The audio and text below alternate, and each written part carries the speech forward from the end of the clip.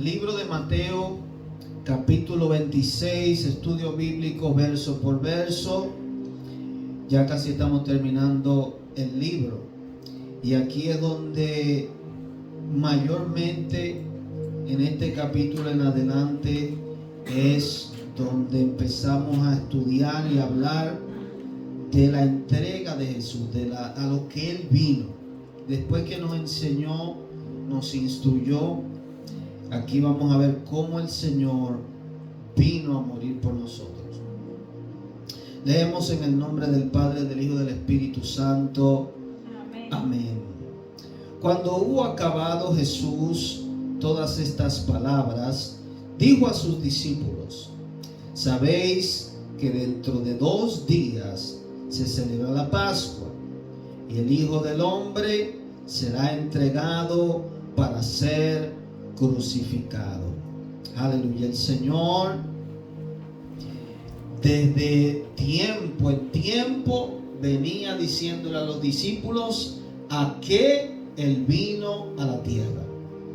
El Señor no les daba muchos detalles. Luego de su resurrección Él sí le dijo muchas cosas, pero Él le avisó a ellos que a pesar de ser el Hijo de Dios, el Maestro, el Mesías, Él le decía: yo voy a ser entregado.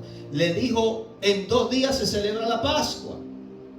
En el libro de Éxodo, capítulo 12, da la institución de la Pascua. El Señor instituyó esta fiesta donde se comía un cordero, donde en una familia entera lo compartían, lo comían, y esa noche que se derramó esa sangre y la pusieron en los dinteles de la puerta, allí el Señor envió la muerte sobre Egipto y no tocó a los hijos de Israel, y por ese sacrificio ellos salieron libres de la esclavitud.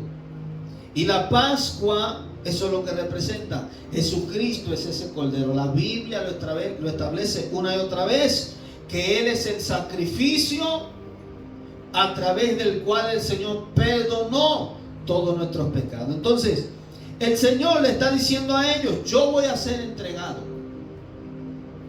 yo voy a morir y voy a ser crucificado. Esto nos da a entender que el Señor lo sabe todo. El Señor sabía cómo iba a morir. El Señor sabía por las Escrituras, porque también fue profetizado todo lo que Él iba a padecer. Entonces Él se lo está diciendo a los discípulos, y nos fijamos más adelante que los discípulos, aún Él diciéndolo, recordándoselo, no creían. Él no solamente le decía: voy a morir, le dijo: también voy a resucitar. Mas sin embargo ellos no lo creyeron. Y eso es una de las cosas que comprueba o que quita del medio lo que muchos dicen, que los discípulos tal vez se robaron el cuerpo. Lo que los judíos le dijeron al pueblo, hasta el día de hoy eso es lo que los judíos creen.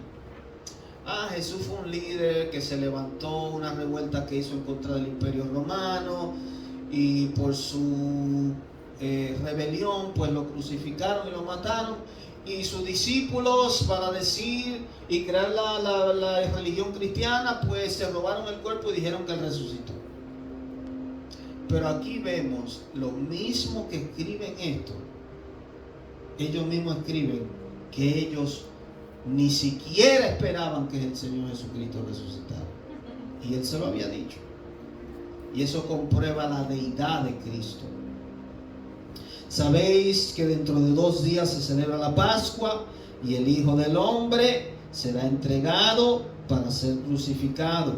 Entonces los principales sacerdotes, los escribas y los ancianos del pueblo se reunieron en el patio del sumo sacerdote llamado Caifás, y tuvieron consejo para prender con engaño a Jesús y matarle.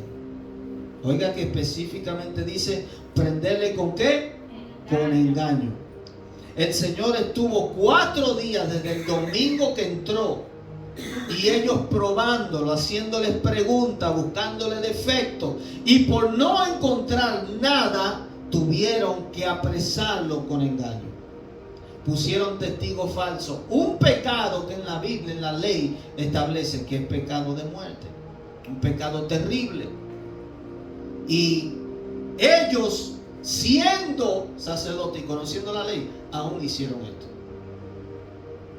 Porque eran personas, como el Señor mismo los acusó, hipócritas, que no tenían amor de Dios dentro de ellos, sino que lo que querían era la aprobación del pueblo. Ellos lo que querían era que temían que Roma le destruyera su nación. Eso era lo que ellos estaban pendientes antes que obedecer a Dios.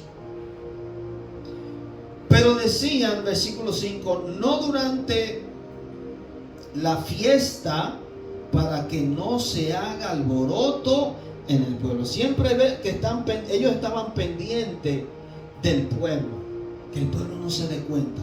Tenemos que hacerlo escondido, que no haya conmoción. Y eso tú te vas a dar cuenta cuando tú ves un líder que lo que está es pendiente al pueblo, lo que el pueblo quiera. Muchos líderes, porque el pueblo quiere que le prediquen bonito, simplemente le predican bonito. Si le predican la palabra fuerte que lo confronta, entonces ellos no lo hacen porque no quieren que el pueblo se enoje, porque no quieren que se le vaya personas de la iglesia. Entonces ese tipo de líder es así como los fariseos, o un líder que actúa como los fariseos. Jesús es ungido en Betania. Versículo 6 dice: y estando Jesús en Betania, en casa de Simón el leproso, vino a él una mujer con un vaso de alabastro de perfume de gran precio, y lo derramó sobre la cabeza de él, estando sentado a la mesa. Y sabemos que esta mujer pues vino, derramó ese perfume delante del Señor, estando sentado a lo que uno de los fariseos le invitó. Simón lo invitó a comer a Jesús, y ella hizo esto. Al ver esto, los discípulos se enojaron diciendo: ¿para qué este desperdicio? Porque esto podía haberse vendido a gran precio y haberse dado a los pobres. En otro libro, como en el libro de Marcos y Juan, habla de que el que dijo esto fue Judas. Judas era, antes de estar con el Señor, o siempre lo fue, pero lo que se conocía de él era que era ladrón. Entonces a él mismo se le dio la bolsa que era donde se recogían las ofrendas, o lo que el Señor dependía del ministerio, y él era el que repartía a los pobres, y se le dio a él esa responsabilidad. Y él, viendo esto, menospreciando al Señor, dijo: qué desperdicio, qué palabra más. Era un hombre, eso da a entender que él no conocía quién era Jesús, diciendo: qué desperdicio esto en un hombre cualquiera, en un hombre regular, ¿verdad? No conocía quién era el Señor. Esto se hubiera podido dar a los pobres. Y en el otro evangelio dice que él no dijo eso porque él tuviera cuidado de los pobres, sino porque era ladrón. Él hubiera preferido, lo que él quería era que ese perfume se vendiera, y entonces que tuvieran el dinero en la bolsa, porque él extraía de la bolsa. Su interés era el dinero. Y me sorprende que el Señor, sabiéndolo todo, aún así le dio la oportunidad de confiar en él. El Señor hace eso con nosotros. El Señor le dio la oportunidad, porque mucha gente cree que Dios anda atrapando, tendiéndole trampa a la gente, que es como el deseo del Señor mandarte al infierno, hacerte daño. No, Dios te da la oportunidad de salvación. Está de ti si tú la tomas o no. Entonces, así mismo el Señor le dio la oportunidad a Judas de tomar la bolsa del dinero y hacer lo correcto. Versículo 10 dice: y entendiéndolo Jesús le dijo: ¿por qué molestas a esta mujer? pues ha hecho conmigo una buena obra. Porque siempre tendréis pobres con vosotros, pero a mí no siempre me tendréis. El mismo Señor sabía quién Él era, el valor, y reconoció a esta mujer. Recuérdense que en este tiempo era un tiempo donde todo era el hombre, donde la cabeza era el hombre. La mujer no tenían mucho cuidado de ella, no la reconocían. Un grupo donde estaban hombres, no podía haber una mujer mezclado ahí entre ellos. Y hasta el día de hoy los judíos, por causa de cuidarse del adulterio, de la fornicación, ellos prefieren evitar todo tipo de roce con mujeres, sino que las mujeres se reúnen en un lado y los hombres en otro, hasta el día de hoy. Pero el Señor vino a romper todo eso y reconoce a esta mujer, reconoce lo que ella ha hecho. Que ese perfume ella lo hubiera podido vendido, pero esta mujer vino agradecida. El Señor hizo algo por ella, y en esta mujer nos vemos todos nosotros. Lo primero que una persona demuestra es agradecimiento cuando el Señor hace algo por ti. Cuando nosotros reconocimos y vimos que el Señor nos salvó, cómo Él murió por nosotros, eso produce en nosotros el deseo de dárselo todo a Él. Hay personas que todavía no le pueden dar todo al Señor porque todavía no se le ha revelado la grandeza de Cristo en ellos. Pero cuando tú reconoces a Cristo como esta mujer, ese perfume, en vez de ella disfrutarlo, dárselo a otra persona o consumirlo ella en ganancia, ella dijo: no, se lo voy a derramar a mi Señor, al que me salvó, al que hizo algo grande por mí. El Señor mismo dice: los pobres siempre ustedes lo van a tener con ustedes. Va a haber tiempo para darle a los pobres, siempre va a haber. Y simplemente por el Señor decir esa palabra es algo que hasta que Él venga es así. Su palabra es eterna. Lo que Dios dice, lo que Jesucristo habló, es eterno. Entonces hasta el día no va a haber presidente ni nadie que pueda acabar con la pobreza. El Señor dijo: a los pobres siempre los tendréis, pero a mí no siempre me tendréis. En otras palabras, valoren esto. Estos hombres que caminaron con Jesús tuvieron un privilegio que millones, y aún nosotros queremos, de ver y palpar al Maestro, pero ellos no tenían la revelación. Nosotros que no hemos caminado con el Señor tenemos ahora mismo una mayor revelación que la que ellos tenían en ese momento. Después que el Señor resucite y ellos reciben el Espíritu Santo, es que ellos entienden verdaderamente quién era Cristo. Versículo 12: porque al derramar este perfume sobre mi cuerpo, lo ha hecho a fin de prepararme para la sepultura. El Señor entendía, sabiéndolo todo, aleluya, que esto no había sido simplemente un acto por hacerse, que esto no había sido algo simple. El Señor entendía que esto venía del cielo. Era un favor del Padre, que había ungido su cuerpo para la sepultura. Porque cuando vemos más adelante, cuando ellas iban a llevar los perfumes y las mirras para ungir al Señor, ya el Señor había resucitado, no tuvo tiempo. Entonces esto fue preparado, ordenado desde el cielo para perfumar el cuerpo del Señor. Y el mismo Señor lo reconoce. Esta mujer no hizo esto por hacerlo. Ella fue enviada y el Señor la honra.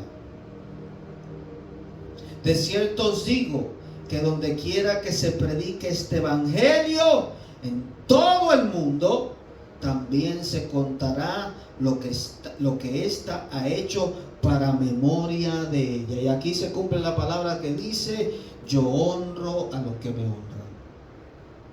No hay nada grande o pequeño que uno haga por el Señor que Él no lo reconozca. Muchas veces nosotros sentimos y le decimos: Señor, pero tú no ves lo que yo hago. Estoy trabajando para ti. Yo doy ofrenda, yo doy esto, yo ayudo a los pobres, yo hago aquello. Y muchas veces, como lo hacemos sin que nadie nos vea, hay cosas que nadie ve. El Señor, creemos que Él no lo ve. pero la recompensa está allí. No hay nadie mejor que tenga mejor memoria que el Señor. El Señor tiene una memoria. Y como Él reconoció a esta mujer y la honró, este evangelio es eterno por toda la eternidad. No solamente en la predicación en el mundo entero, como el Señor dijo. De esta mujer hay que hablar. La mujer que derramó un perfume ante los pies del Señor. Versículo 14. Judas ofrece entregar a Jesús. Entonces, uno de los 12, que se llamaba Judas Iscariote, fue a los principales sacerdotes y les dijo: ¿qué me daré? ¿Qué me queréis dar? Y yo os lo entregaré. Y ellos le asignaron 30 piezas de plata, y desde entonces buscaban oportunidad para entregarle. Aquí Judas Iscariotes era un hombre que estaba predestinado, el mismo Señor lo dijo. Era una persona que estaba predestinada, y muchas personas tienen problemas con esto de la predestinación, porque de la forma que nosotros entendemos la predestinación no es la misma forma que Dios la entiende. Dios sabe todas las cosas, Dios sabe todo lo que va a suceder. Y este hombre, Dios ya había provisto que él iba a traicionar al Señor. Y por eso, por el Espíritu, David profetiza de este hombre. Y los profetas profetizan de este hombre que iba a engañar o a traicionar al Señor. Y esto es algo que se cumple no solamente en el ministerio del Señor Jesucristo. Yo quiero que entiendan todo. La traición y un hombre débil que puede ser usado por el enemigo es algo que sucede en toda la iglesia. El mundo se escandaliza porque entendemos que el cristiano está llamado a ser santo.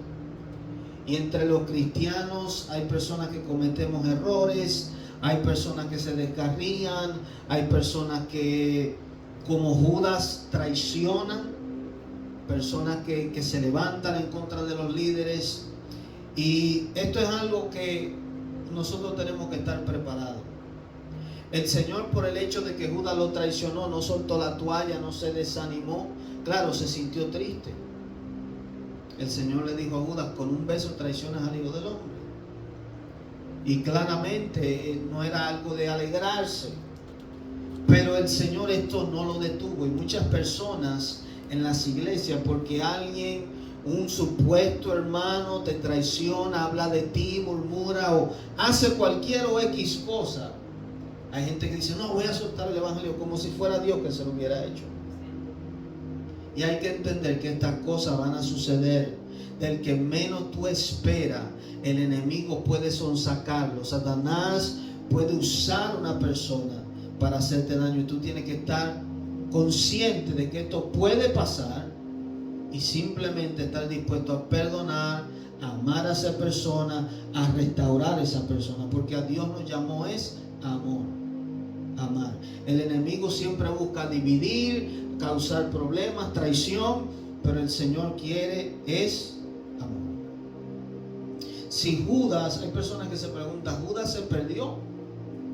Y lo que creemos es que sí. Si él se hubiera arrepentido, el Señor lo hubiera perdonado. Pero él decidió quitarse la vida, suicidarse, se ahorcó.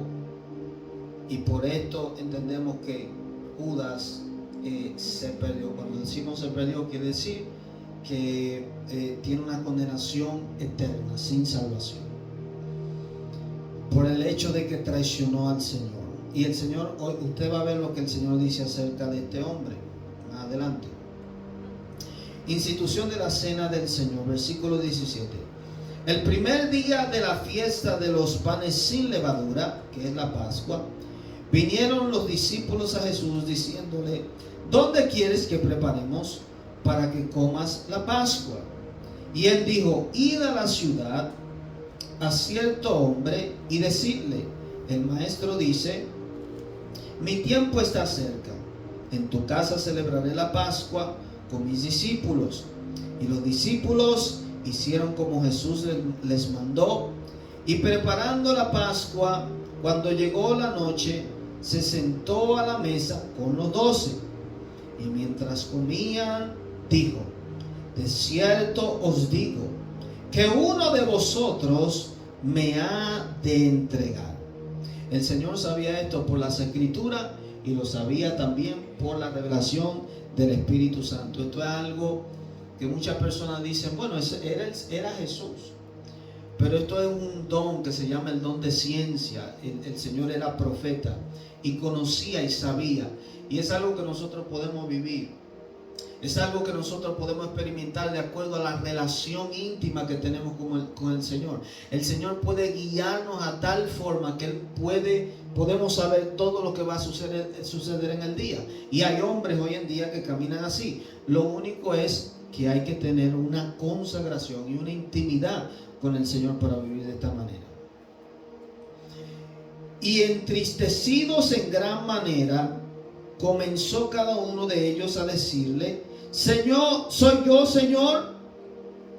A este punto ya los discípulos sabían que el Señor era profeta. Y que cuando el Señor decía algo, no era por decirlo, sino que a pesar de que tú mismo tal vez no lo supieras, tal vez eras tú, porque el Señor sabía todas las cosas. Y ellos mismos ponían en duda su integridad y le preguntaban: Señor, ¿quién es? Soy yo. Entonces, versículo 23, él respondió y dijo: el que mete la mano conmigo en el plato, ese me va a entregar. Y a la verdad el Hijo del Hombre va según está escrito de él. Mas ay de aquel hombre por quien el Hijo del Hombre es entregado. Bueno le fuera a este hombre no haber nacido. El Señor es una persona humilde, manso, lleno de amor, de gracia y de misericordia, pero Él entiende la gravedad de la traición. Él entiende la gravedad y el Señor, como Él mismo dice, mi vida ya ha sido predicha.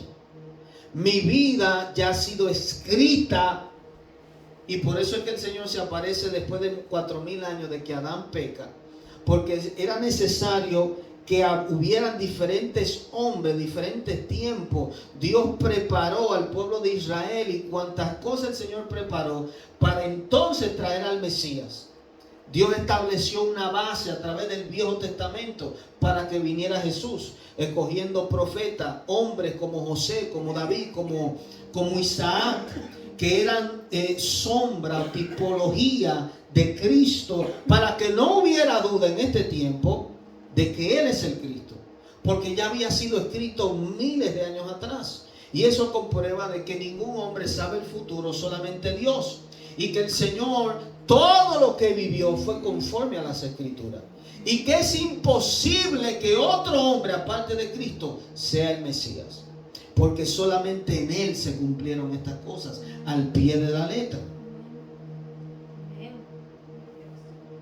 A la verdad el Hijo del Hombre va según está escrito de Él. Mas ay de aquel hombre por quien el Hijo del Hombre es entregado. Bueno le fuera a este hombre no haber nacido.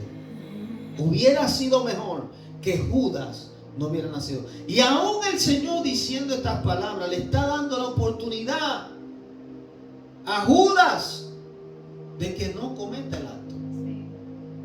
Pero ya había sido esto es lo que Dios tiene.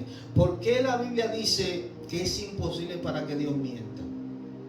Porque Dios puede decir cualquier palabra y en la eternidad, y el Espíritu Santo se va a encargar de hacerla cumplir letra por letra, paso por paso. Ya había sido previsto de que Judas iba a traicionar al Señor. Pero el Señor le dijo: bueno le hubiera sido a este hombre mejor no haber nacido. Porque Él sabía el castigo que le venía, lo que le iba a suceder a este hombre. Y en vida a Judas realmente no está escrito que le pasó nada. Entonces, ¿por qué el Señor dijo, bueno, lo hubiera no haber nacido? Porque el Señor sabía que después de la muerte le venía un castigo tremendo. Y el Señor sabía también que Judas tal vez ni se iba a arrepentir. Entonces respondió Judas, el que le entregaba, dijo, ¿soy yo, maestro? Sabiendo él que él había hablado con los sacerdotes y todo. Y le pregunta, ¿soy yo, maestro? Tú lo has dicho, le dijo el Señor. Y mientras comían, tomó Jesús el pan y bendijo y lo partió y dio a sus discípulos y dijo, tomad, comed, esto es mi cuerpo. Oigan bien, hay diferentes doctrinas y enseñanzas en la Biblia. Y muchas personas dicen, bueno, la cena, la Santa Cena, o como le dicen la comunión, o como se le dice en la Iglesia Católica, la Eucaristía. Muchos dicen que es simplemente un símbolo. Que el pan que nosotros comemos, o el vino, o el jugo de la uva que tomamos, es simplemente un símbolo para recordar a Cristo. Mas sin embargo el Señor nunca dijo es un símbolo. El Señor dice, esto es mi cuerpo. El Señor lo llama literal, no un símbolo, no una metáfora, una alegoría, no, mi cuerpo. Esto es mi cuerpo. Y tomando la copa y habiendo dado gracias, le dio diciendo, bebed de ella todos, porque esto es mi sangre del nuevo pacto, que por muchos es derramada para remisión de los pecados. En otras palabras, para el perdón, para remitir, para quitar los pecados. En la sangre de Cristo, por su cuerpo haber recibido el castigo que nosotros no merecíamos, a través del derramamiento de su sangre, de su sacrificio, por esta sangre somos perdonados, justificados, lavados. Los pecados son removidos, remitidos. Todo aquel que tiene fe en este nombre, todo aquel que come y bebe de este cuerpo y esta sangre. Y por eso es importante hacer este acto, porque tiene un impacto espiritual. Cuando nosotros comemos ese pedazo de pan y le damos gracias a Dios y reconocemos que ahora este pan es el cuerpo de Cristo y la sangre, el jugo que tomamos es su sangre, recibimos justificación, recibimos perdón. ¿Por qué el Señor le dice a ellos comed y bebed? Y el Señor en el libro de Juan dijo, este es mi cuerpo. El que come mi carne y bebe mi sangre tiene vida eterna dentro de sí. Y yo permanezco en él y él permanece en mí. Hay una unión, una unidad en esto. Y el Señor celebró esto con ellos como memorial para que toda la iglesia lo celebre.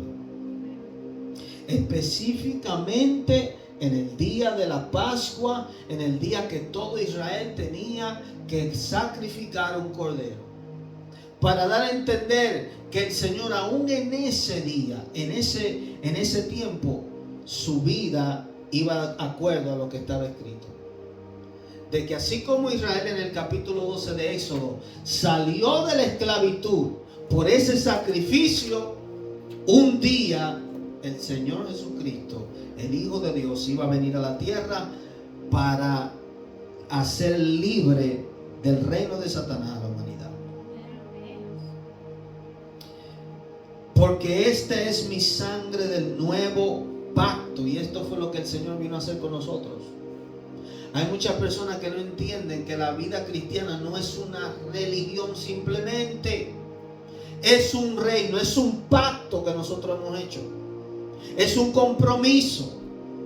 Y todo pacto en la antigüedad en ciertos reinos, para hacer un pacto entre personas, se cortaban las venas o se cortaban un poco su mano, lo que sea, y hacían con el papel o lo firmaban en sangre, ponían la palma de la mano o se mezclaban la sangre haciendo un pacto, un contrato. Aún en el satanismo se usa la sangre para hacer pactos, porque hay poder en la sangre, es vida. Y el Señor dio su sangre como pacto, el nuevo pacto. Fíjese que otra cosa es que muchas personas creen que estamos en el viejo y que hay que obedecer el viejo. El Señor hizo un nuevo pacto con nosotros. El Señor mismo le llama a este pacto el nuevo pacto. En la Biblia le llamamos al Viejo Testamento el viejo pacto o el pacto mosaico.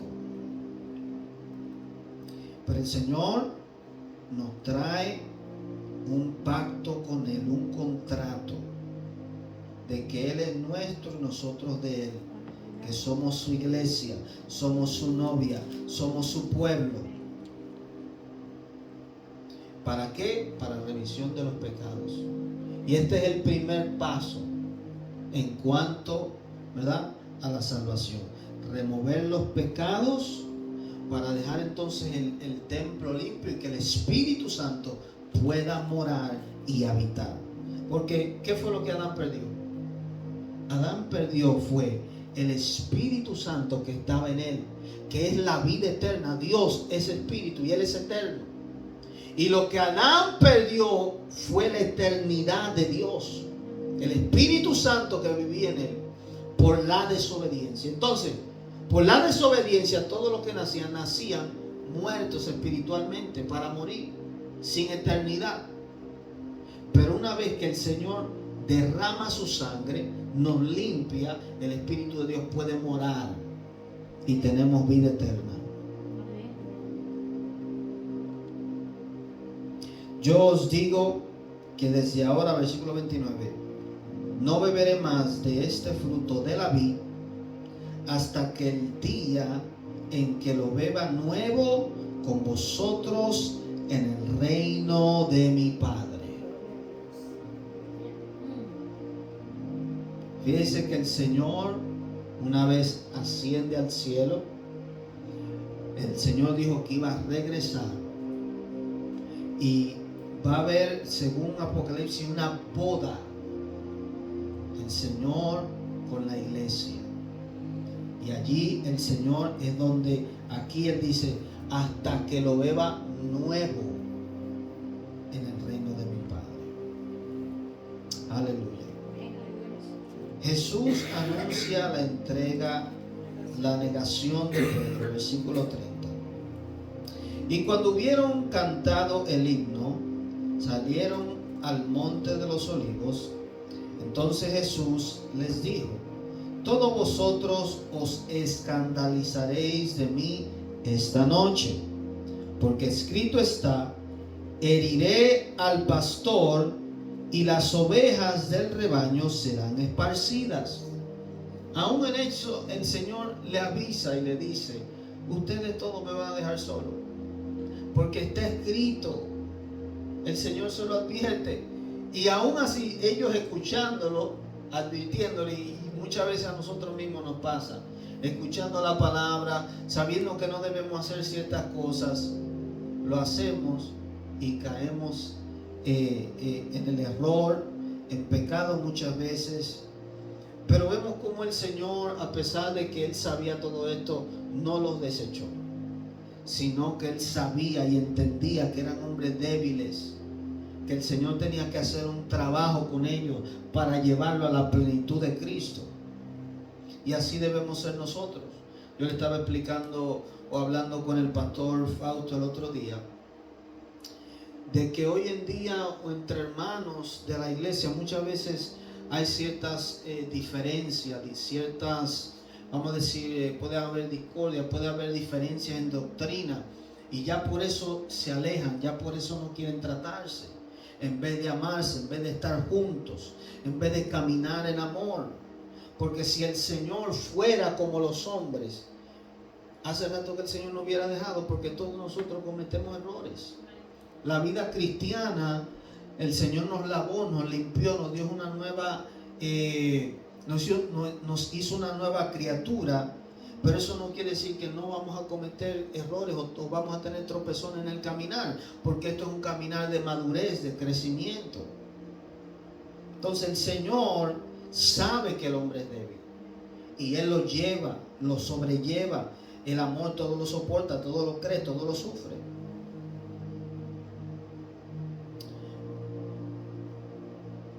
Versículo 32.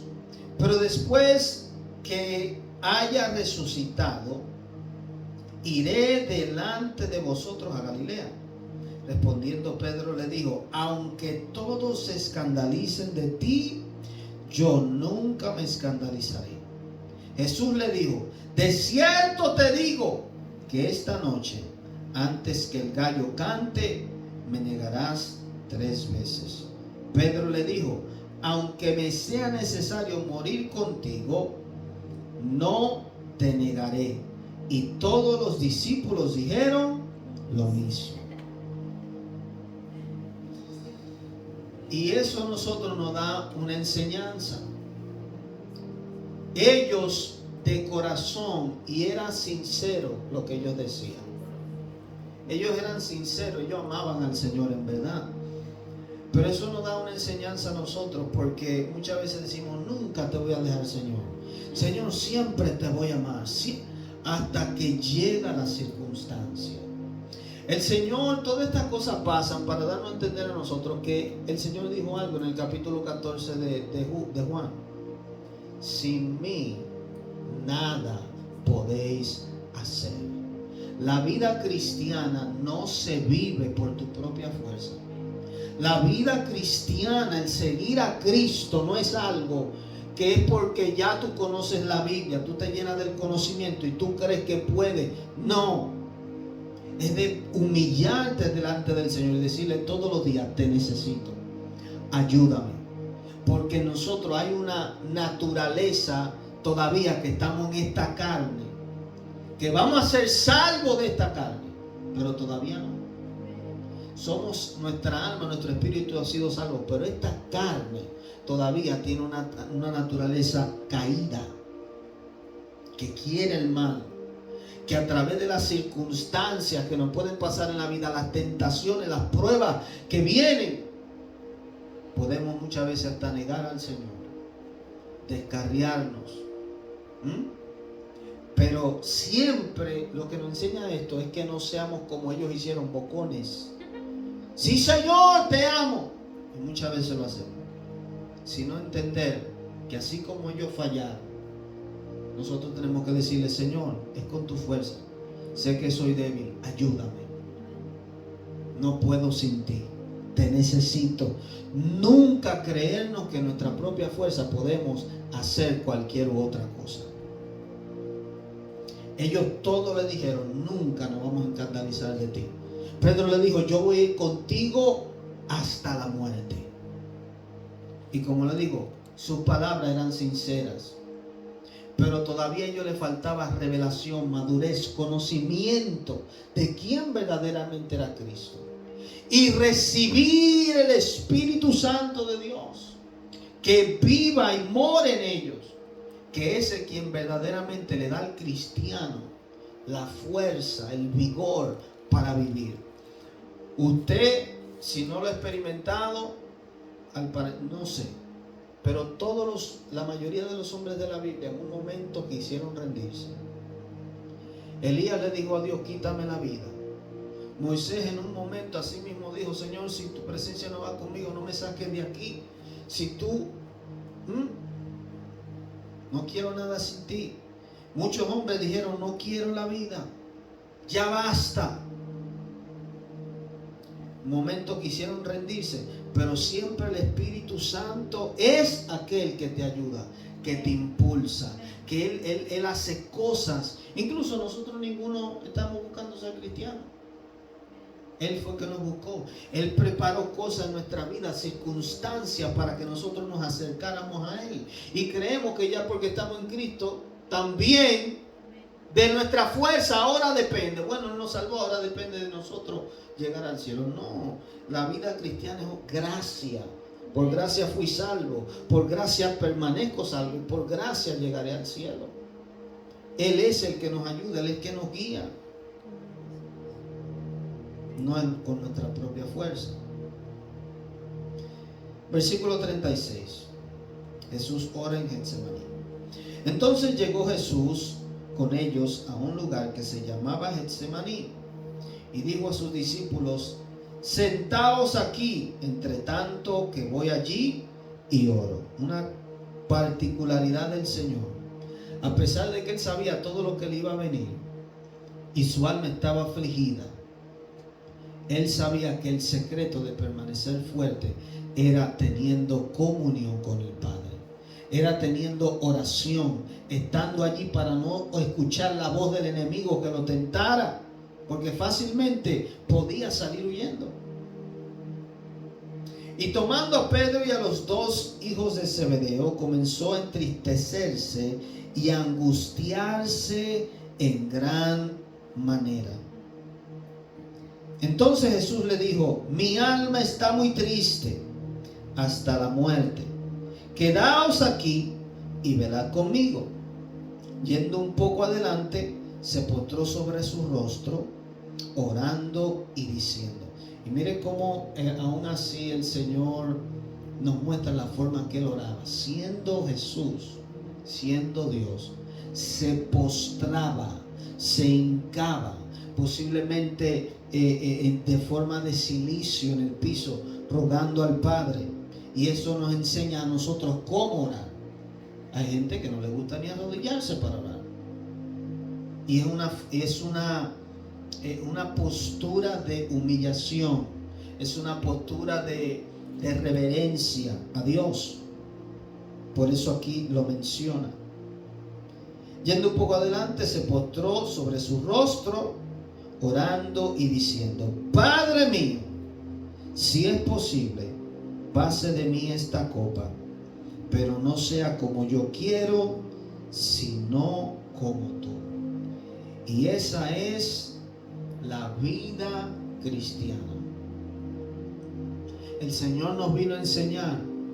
Él sabía lo que le iba a suceder. Nadie quiere pasar por un dolor, por un sufrimiento, por la vergüenza que el Señor pasó. Pero Él dijo: Padre, no sea como yo quiero. Lo que yo quiero es escapar de esto. Tú tienes la posibilidad, Señor. Todo es posible para ti. Tú puedes salvar esta humanidad sin que yo tenga que morir. Pero Él decidió. Esa es la postura de Cristo. Eso fue lo que Él vino a enseñar. ¿Cómo yo puedo vivir y agradar al Padre? En que yo no hago lo que yo quiero. Yo hago lo que el Padre quiere. Y esa es la oración del Señor. Vino luego a sus discípulos y los halló durmiendo. Y dijo a Pedro: ¿así que no habéis podido velar conmigo una hora? Velad y orad, para que no entréis en tentación.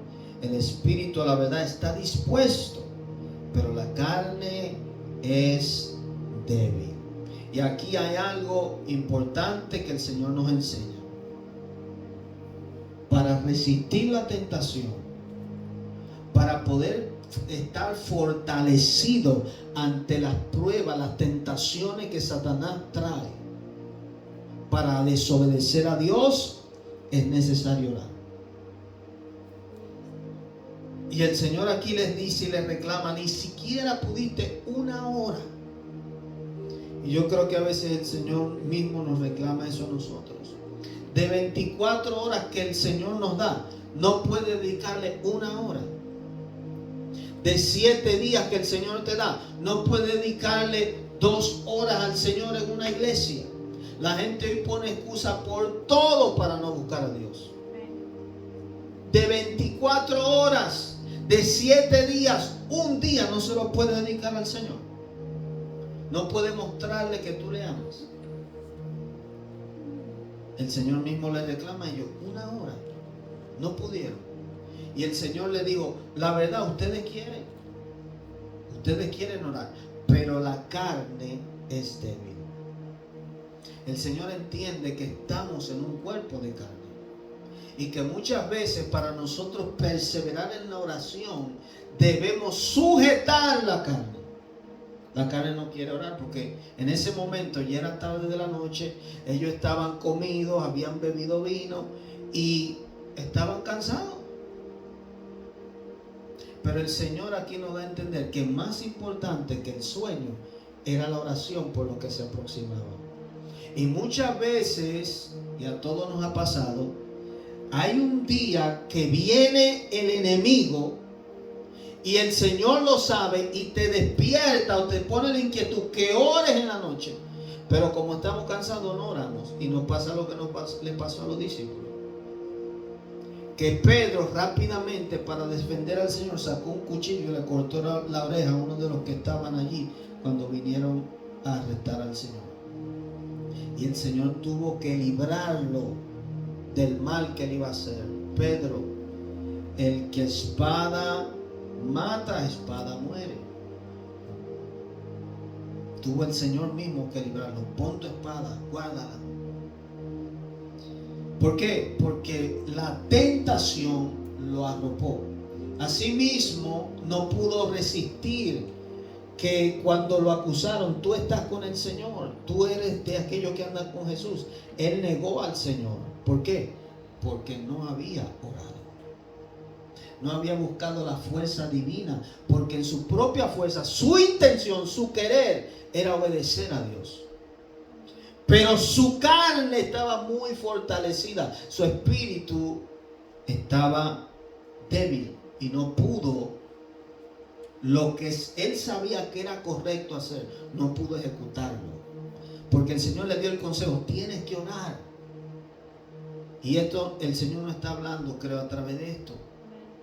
A veces es mejor perder el sueño. Y eso, como le digo, nos ha pasado a todos. Yo he visto que el Señor a veces nos llama a la oración, a buscarlo. Y al otro día viene el desastre. Y dice, ¿qué pasó, Señor? ¿Y por qué estos ataques? Porque no nos llevamos del consejo del Señor. Otra vez fue y oró por segunda vez diciendo, Padre mío, si no puede pasar de mí esta copa sin que yo la beba, hágase tu voluntad. Vino otra vez y los halló durmiendo porque los ojos de ellos estaban cargados de sueño. Y dejándolos se fue de nuevo y oró por tercera vez diciendo las mismas palabras. Oiga bien, porque algo que se ha malinterpretado es que cuando el Señor dijo, no oréis como los gentiles que creen que por su palabrería serán escuchados, no podemos orar la misma oración. Aquí vemos el ejemplo del Señor. Él oró la misma oración, la misma palabra 3 veces. ¿Y por qué el Señor insiste en orar la misma palabra? Porque el Señor estaba acostumbrado y tenía una relación tan íntima con el Padre que el Padre le hablaba directo, hablaba con él. Y al él ver que el cielo está cerrado, que no hay respuesta, él sigue intercediendo y perseverando. Cuando él ora la tercera vez, ya él se da cuenta la respuesta del Padre. Y por eso usted tiene que entender, a veces el silencio de Dios quiere decir no. O quiere decir, no es el tiempo, no es mi voluntad, no me preguntes sobre eso. Hay que discernir. Entonces, el Señor entendió, él mismo dijo, no como yo quiero, sino tu voluntad. Y al cielo el Señor no responderle, él entendió, tengo que ir a la cruz. Es lo que mi Padre quiere. Entonces, 3 veces el Señor oró lo mismo. La misma oración. Padre, si es posible, pasa de mí esta copa. La copa quiere decir el sufrimiento que le esperaba, el dolor que le esperaba. Eso es lo que quiere decir la copa que él había de tomar. En ese momento el Señor se sentía angustiado. Porque oiga bien, imagínese esto. En ese momento, cuando el Señor estaba orando en el Getsemaní, aquí no lo dice, pero en otro evangelio lo dice, Él empezó a sudar gotas de sangre. Su sudor eran como gotas de sangre. Estaba botando sangre por los poros. Dice la Biblia que caían a tierra. Y científicamente o los médicos entienden que el Señor estaba bajo tal estrés en su cuerpo, que no podía resistir y botaba sangre de los poros. ¿Por qué? Porque en ese momento el Padre estaba derramando sobre el cuerpo de Cristo el pecado de toda la humanidad. Oiga bien, el pecado desde Adán hasta los últimos tiempos que los hombres estén en esta tierra van a pecar. De todos los hombres, pecados pasados, presentes y futuros. Que esto sea una revelación para ustedes, entender que cada pecado que usted cometió ayer, hoy y aún lo que va a cometer mañana, ya el Señor pagó por ellos. ¿Por qué su cuerpo está tan bajo estrés? ¿Por qué el Señor, que nunca había conocido pecado, la impureza del pecado, ahora se siente angustiado, triste y estresado? Y su cuerpo no puede resistir. Tanto así que el Señor tuvo que mandar un ángel para fortalecerlo. Y su cuerpo empezó a botar sangre. El pecado de toda la humanidad sobre él. Aleluya. Por eso el Señor merece toda gloria. Porque solamente Él pudo cargar con el pecado de la humanidad. Por eso la ira que automáticamente le vino, como los sacerdotes le empezaron a bofetear, a escupir, a darle de puñetazos, los clavos que le clavaron, todo lo que le vino fue porque ya el pecado estaba sobre él. Y la ira de Dios fue sobre él. Porque la ira de Dios debió caer sobre cada uno de nosotros. La ira de Dios debió caer sobre la humanidad para destruirla por su maldad y su pecado. Pero el Padre hizo este plan perfecto, envió a su Hijo y cargó sobre él, según Isaías 53, cargó en él el pecado de toda la humanidad y lo destruyó en la cruz. Para que Satanás, a nosotros reconocer esa revelación, esto que estamos hablando ahora, cada vez que usted, el enemigo, quiera acusarle, o cada vez que usted, por ejemplo, Dios no lo quiera, comete una falta, usted se acuerde de esto. Él cargó con mi pecado, con mi vergüenza. Él cargó con la ira que yo merecía. Él cargó con ella. ¿Cómo Dios lo hizo? Yo no sé. Eso es algo que la Biblia no explica. Cómo Dios se fue a todo. Fíjese que la Biblia habla de que el pecado para el Señor es como inmundicia, es como un olor putrefacto, es algo feo literalmente. Y el Señor puso ese pecado sobre Jesús. Algo espiritual, una carga había sobre él que él la podía sentir en su cuerpo. No es simplemente algo imaginario, es algo. Incluso hay personas que cuando pecan dicen, me siento sucio.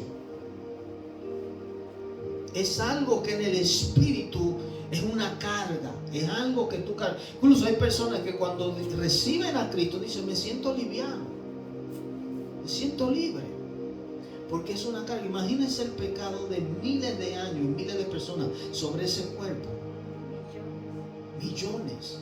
Y el Señor cargó. Es algo que nosotros nada más en la eternidad tal vez lo vamos a entender. Por eso Jesús es más que Superman, más que cualquier héroe, más que cualquier hombre. Él merece aplausos y que le alabemos y le glorifiquemos, porque Él hizo una hazaña que cuando la entendemos, cuando la analizamos, es algo sobrenatural, maravilloso. Y por eso le amamos. Y dejándolo se fue de nuevo y oró por tercera vez diciendo las mismas palabras. Entonces vino a sus discípulos y les dijo: ¿dormid ya? Oye, por encima del dolor que el Señor estaba pasando, hasta el final, aún los que Él amaba, sus discípulos que habían estado con Él, en su hora más difícil, no pudieron estar con Él. Y esto no hizo que el Señor se entristeciera de manera que lo dejara todo, tirara la toalla por ellos, porque el Señor no estaba enfocado en ellos. Por eso nosotros no nos podemos enfocar quien nos haga daño, nos traicione, porque Él estaba enfocado en el amor y la obediencia al Padre. Nosotros no venimos a la iglesia y buscamos a Dios simplemente por los beneficios, porque la gente nos trate bien. En la iglesia nos pueden sacar, nos pueden traicionar, nos pueden hacer lo que sea, pero el compromiso es con el Padre, con Dios, no con el hombre. Lo que hacemos no es para simplemente, claro, es para en esta tierra para los hombres, pero el motivo principal es para Dios. Si el hombre no te reconoce, Dios te reconoce. Entonces vino a sus discípulos y les dijo: dormid ya y descansad. Y aquí ha llegado la hora y el Hijo del Hombre es entregado en manos de pecadores. Levantaos, vamos, ved, se acerca el que me entrega. El Señor, aquí sus palabras como, y los discípulos no se imaginaban que esa era como la última vez que ellos iban a pasar tiempo con el Maestro. Por eso el Señor le dice: descansad ya. Ellos no entendían que el Señor ya iba a partir. Ellos pensaban que así como el Señor en otros momentos que estaba predicando y los discípulos y los fariseos venían a apresarlo y Él se escapaba, entonces Él lo iba a hacer otra vez. Y no se dieron cuenta que ya el Señor desde ese momento ellos lo iban a ver crucificado, y simplemente para después verlo resucitado. Pero que ya su estadía, su caminar, su convivir con el Señor se había terminado. Amén.